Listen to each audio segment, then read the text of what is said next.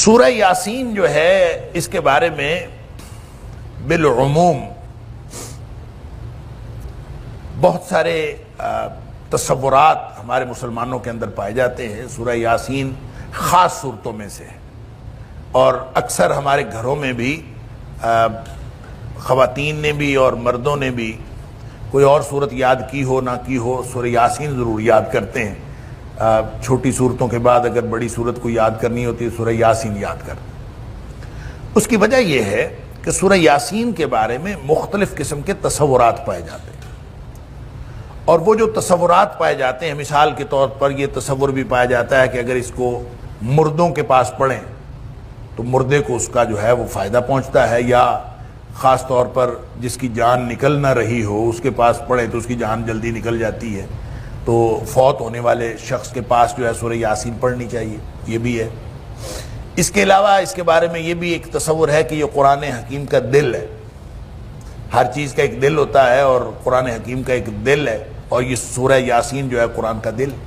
لہذا قرآن کے دل کو اس کو تو یاد رکھنا چاہیے۔ مسائل اور مشکلات کے حل کے لیے بھی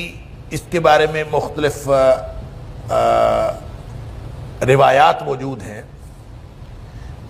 یعنی جتنے تصورات میں نے لفظ بولا تصورات، تو یہ جتنے تصورات پائے جائیں، ایک تصور یہ بھی ہے کہ رات کو جو شخص پڑھ کے سوئے اس کے سارے گناہ بخش دیے جاتے ہیں۔ ایک اس کے بارے میں تصور یہ ہے کہ جو شخص دن کو پڑھے اس کے رزق میں اضافہ ہو جاتا، وغیرہ وغیرہ۔ یہ جو سارے تصورات ہیں، کم و بیش یہ سارے تصورات کسی نہ کسی روایت پر مبنی ہیں، یعنی ایسا نہیں ہے کہ بالکل روایات اس میں نہیں ہے، یہ من گھڑت کوئی چیزیں لوگوں نے خود سے بنا لی ہیں، ایسا نہیں ہے۔ البتہ یہ ہے وہ جو روایات موجود ہیں، احادیث کی کتابوں میں موجود ہیں، ترمذی کے اندر مثلا ایک روایت موجود ہے، اسی طرح صحیح ابن حبان کے اندر موجود ہے، مسند ابی یعلا کے اندر موجود ہے، مسند احمد کے اندر روایت موجود ہے، حدیث کی کتابوں میں روایات موجود ہیں، لیکن ان ساری روایات میں سے کوئی ایک بھی روایت صحیح نہیں ہے، کوئی بھی حدیث صحیح نہیں ہے، یا تو موضوع ہیں جن کو من گھڑت کہا جاتا ہے، یا پھر ضعیف ہیں۔ جب موضوع ہو تو وہ تو ہوتی من گھڑت بات ہے، اس کا تو کوئی تعلق نہیں ہوتا۔ مثلا یہ قرآن کا دل ہے، اور اس میں پھر یہ بھی قرآن کے دل والی جو روایت ہے اس میں یہ بھی ہے کہ جو شخص اس کو ایک دفعہ پڑھ لے اس کو اتنا ثواب ملتا ہے جیسے اس نے 10 دفعہ قرآن پڑھ لیا۔ تو یہ روایت جو ہے اس کے بارے میں تو محدثین کا خیال ہے یہ موضوع ہے، بناوٹی، اور جب جو موضوع یا بناوٹی ہوتی ہے وہ اصل میں حدیث ہوتی ہی نہیں ہے، وہ کسی نے من گھڑت ایک بات بنائی ہوتی ہے۔ محدثین کی دیانتداری ہے کہ وہ اس کو حدیث کی کتابوں میں رکھ لیتے ہیں اور ساتھ بتا دیتے ہیں کہ موضوع ہے، من گھڑت ہے،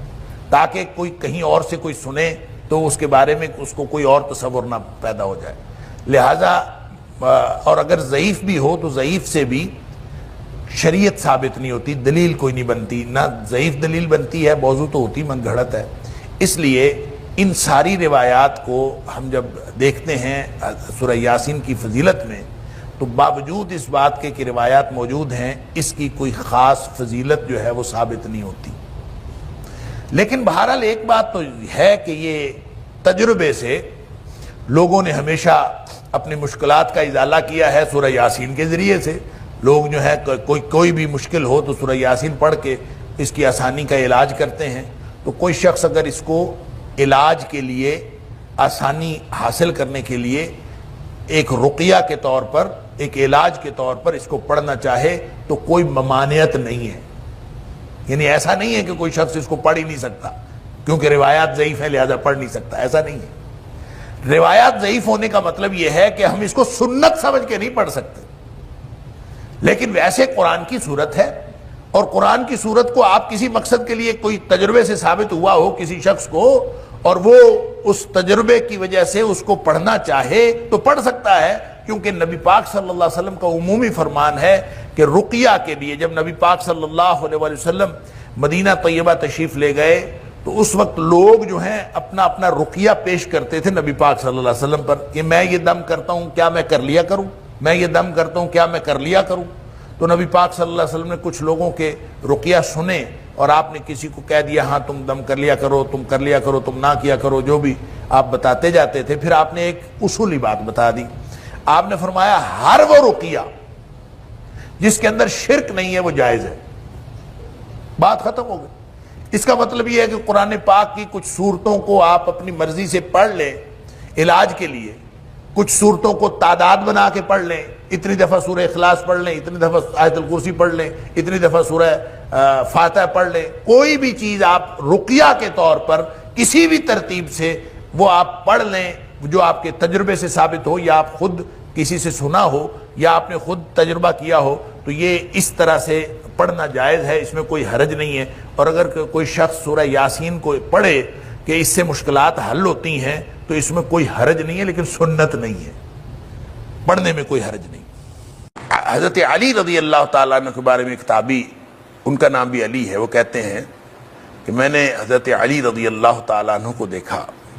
کہ انہوں نے بسم اللہ پڑھ کے سواری کے رکاب میں پاؤں رکھا،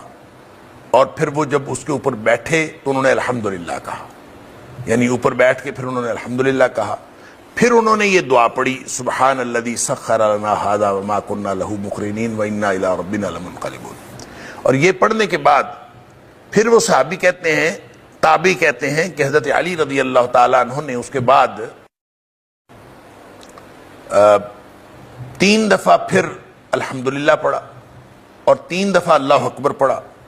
اور یہ پڑھنے کے بعد پھر ایک دعا پڑھی سبحانک انی قد ظلمت نفسی فاغفر لی انہ لا یغفر الذنوب الا انت۔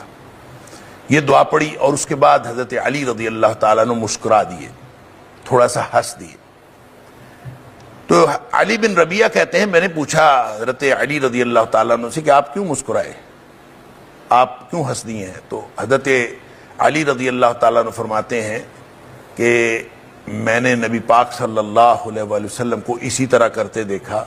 آپ اسی طرح سواری پہ بیٹھے، اسی طرح آپ نے دعا پڑھی اور یہی دعائیں پڑھی، اور اس کے بعد نبی کریم صلی اللہ علیہ وسلم بھی مسکرا دیے تھے۔ تو میں نے پھر اس وقت پوچھا تھا، یعنی حضرت علی رضی اللہ تعالیٰ عنہ فرماتے ہیں میں نے پوچھا تھا نبی اکرم صلی اللہ علیہ وآلہ وسلم سے کہ آپ کیوں مسکرائے؟ گویا علی رضی اللہ تعالیٰ جو مسکرائے ہیں وہ تو نبی پاک صلی اللہ علیہ وسلم کی سنت کے مطابق مسکرائے ہیں، نبی پاک صلی اللہ علیہ وسلم مسکرائے تو یہ بھی مسکرا دیں۔ تو کہتے ہیں کہ میں نے نبی پاک صلی اللہ علیہ وسلم سے پوچھا تھا کہ آپ کیوں مسکرائے ہیں؟ تو نبی پاک صلی اللہ علیہ وسلم نے فرمایا کہ تیرا رب جو ہے وہ تعجب کرتا ہے بندے پر جب بندہ کہتا ہے رب اغفر لی، اللہ اکبر، دعا ہے نا سبحانک انی قد ظلمت نفسی فاغفر لی انہ لا یغفر الذنوب الا انت۔ اللہ میں نے اپنی ذات پر ظلم کیا ہے، تو پاک ہے، سبحانک رب انی، سبحانک رب انی، یا اس میں رب کا لفظ بعض اوقات نہیں آتا، بعض روایتوں میں نہیں ہے، سبحانک انی ظلمت نفسی یا سبحانک انی قد ظلمت نفسی، اللہ تو پاک ہے، میں نے اپنی جان پر ظلم کیا، فاغفر لی، بس تو مجھے معاف کر دے، میرے گناہ معاف کر دے، انہ لا یغفر الذنوب الا انت، بے شک تیرے علاوہ کوئی گناہوں کو معاف کرنے والا نہیں ہے۔ تو حضرت علی رضی اللہ تعالیٰ فرماتے ہیں کہ نبی کریم صلی اللہ علیہ وسلم نے فرمایا اللہ اس بات پر، یعنی تیرا رب اس بات پر تعجب کرتا ہے کہ میرے بندے کو یہ علم ہے اور میرے بندے کو یہ یقین ہے، جب وہ کہتا ہے رب اغفر لی تو اس کو یہ یقین ہوتا ہے کہ اللہ کے علاوہ کوئی گناہ معاف کرنے والا نہیں۔ جب اس یقین کے ساتھ بندہ اللہ سے یہ دعا مانگتا ہے رب اغفر لی تو اللہ تعالیٰ مسکرا دیتے ہیں، اور اللہ تعالیٰ اس بات پر خوشی کا اظہار کرتے ہیں اور تعجب کا اظہار کرتے ہیں کہ اس بندے کو علم ہے کہ میرے علاوہ کوئی گناہ بخشنے والا نہیں، اس لیے نبی پاک صلی اللہ علیہ وسلم مسکرائے۔ تو یہ جو دعا ہے یہ سفر کی دعا نہیں ہے، یہ سواری کی دعا ہے۔ اکثر لوگ اس کو سفر کی دعا سمجھتے ہیں، سبحان الذی سخر لنا ھذا وما كنا له مقرنین وانا الی ربنا لمنقلبون۔ یہ دعا سواری کی ہے، جب سواری پہ بیٹھ جاؤ تو سواری پر بیٹھ کر یہ دعا کرنی چاہیے، وہ چاہے سواری کشتی ہو، وہ سواری گھوڑا اونٹ وغیرہ ہو، گدھا ہو، خچر ہو، یا سواری کار ہو، ریل گاڑی ہو، ہوائی جہاز ہو، کوئی بھی ہو، جب آپ سواری پہ بیٹھتے ہو یہ سواری کی دعا ہے۔ اور جو دوسری دعا حضرت علی رضی اللہ تعالیٰ نے پڑھی، سبحانک انی قد ظلمت نفسی فاغفر لی انہ لا یغفر الذنوب الا انت، یہ بھی سواری کی دعا ہے۔ یہ دونوں سواری کی دعائیں ہیں۔ اور ایک دعا جو ہے وہ، بلکہ دو دعائیں جو ہیں گھر سے نکلنے کی ہیں۔ آپ جب گھر سے نکلے تو دو دعائیں نبی پاک صلی اللہ علیہ وسلم نے سکھائیں سفر کے آغاز میں۔ ایک تو گھر سے نکلنے کی مطلقاً دعا ہے، جب آپ مسجد کو جاتے ہوئے بھی نکلیں، آپ کسی بھی جگہ نکلیں تو یہ دعا پڑھیں، بسم اللہ توکلت علی اللہ ولا حول ولا قوت الا باللہ، یعنی یہ دعا جو ہے تو گھر سے نکلنے کی مطلقاً۔ تو دوسری ایک دعا ہے جو سفر کے آغاز میں نبی کریم صلی اللہ علیہ وسلم پڑھتے تھے، اللہم انی اعوذ بک ان اضل او اضل او ازل او ازل او اظلم او اظلم او اجہل او یجہل علی۔ اب یہ بھی گھر سے نکلنے کی گویا دعا ہے۔ تو یہ دو دعائیں ہوگی گھر سے نکلنے کی، اور یہ دو دعائیں، ایک سبحان الذی سخر لنا ھذا، اور دوسری دعا جو ابھی میں نے عرض کی ابو داؤد شریف اور ترمذی شریف کی میں روایت ہے حضرت علی رضی اللہ تعالیٰ عنہ کی، کہ آدمی یہ کہے سبحانک انی قد ظلمت نفسی فاغفر لی انہ لا یغفر الذنوب الا انت۔ یہ دو دعائیں ہو گئیں، یہ سواری کی دعائیں۔ سفر کی دعا ان میں کوئی نہیں۔